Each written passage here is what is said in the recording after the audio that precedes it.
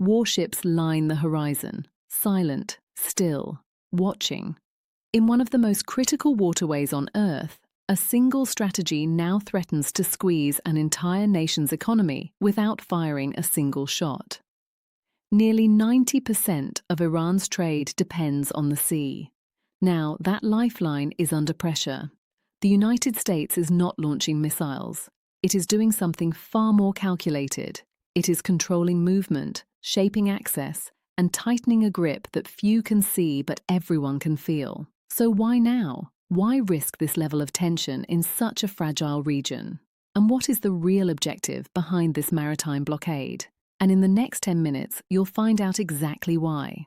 The Persian Gulf is one of the busiest trade corridors in the world. Every day, ships carry oil, gas, and goods through its narrow waters. Global markets depend on it. Any disruption here sends shockwaves across continents. Iran sits at the center of this system. Its coastline stretches along key shipping routes. Its ports connect it to major economies in Asia, Africa, and Europe.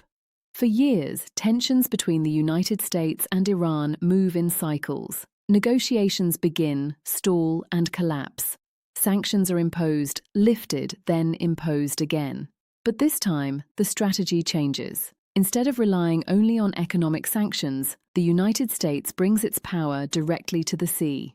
Warships deploy across key points. Aircraft patrol above. Surveillance systems monitor every movement. The objective is clear: limit Iran's access to global trade without triggering open war. This is not a traditional conflict. It is controlled pressure. But then everything changed. The United States begins positioning assets with precision. Aircraft carriers take strategic positions. Destroyers spread across critical routes. Surveillance aircraft track ships entering and leaving Iranian ports. This is not random deployment. It is a calculated network. Each unit plays a role. Some detect, some intercept. Some simply exist as a warning. Together they create a barrier that is difficult to cross, and Iran understands the stakes. Its economy depends heavily on maritime trade. Oil exports, imports, and financial flows all rely on open sea lanes. Now, those lanes are under watch. But Iran does not respond with direct confrontation. Instead, it introduces uncertainty. Officials warn that certain waters may be unsafe. There are claims of sea mines placed in key areas, but there is no clear evidence, no confirmed coordinates, just enough doubt to slow movement. What happened next shocks observers. US naval forces move directly through these contested zones. Destroyers pass through areas that are said to be mined. They test the claims in real time. Nothing happens, no explosions, no visible threats. The message is clear. Control of the sea remains with the United States, but the tension does not fade. It evolves. Iran shifts its approach. Rather than blocking routes, it tries to influence them. Ships are encouraged to pass closer to Iranian territory, closer to its islands, closer to its monitoring points. This is strategic positioning. Because proximity creates control. Ships moving closer can be tracked more easily, influenced more directly, pressured in subtle ways. This is not open warfare. It is silent competition. Meanwhile, US forces expand their presence. Fighter jets remain ready. Refueling aircraft extend operations for hours.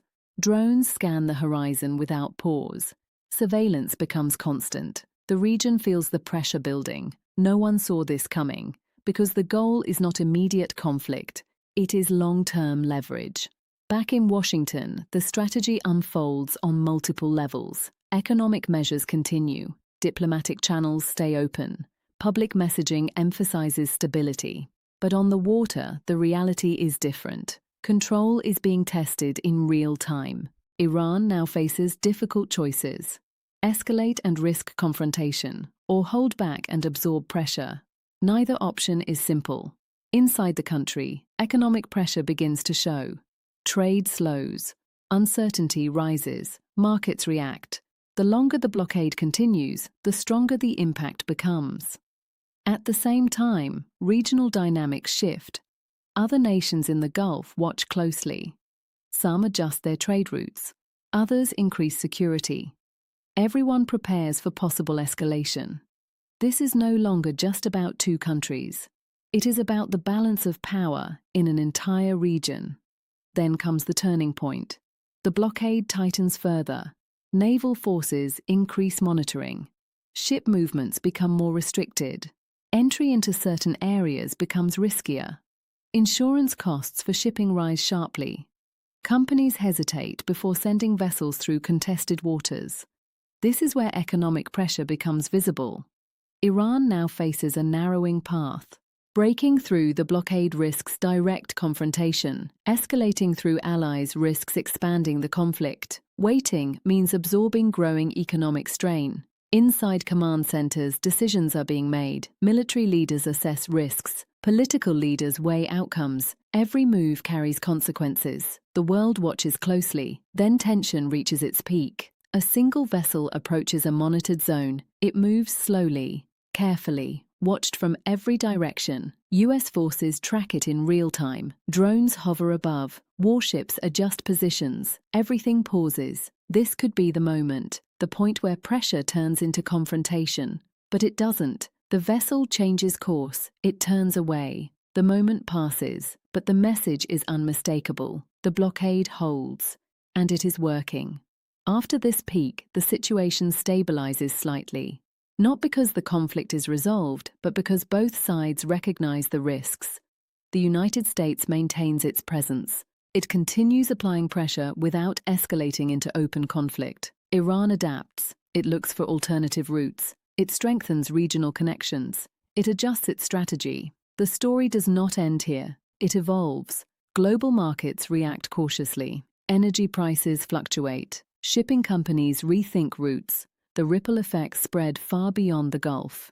What makes this moment different is not just the blockade itself, it is how it is used, not as a tool of destruction, but as a tool of influence.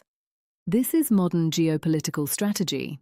Power without direct conflict, pressure without immediate war. Other nations are watching closely. They are learning, because this approach could shape future conflicts.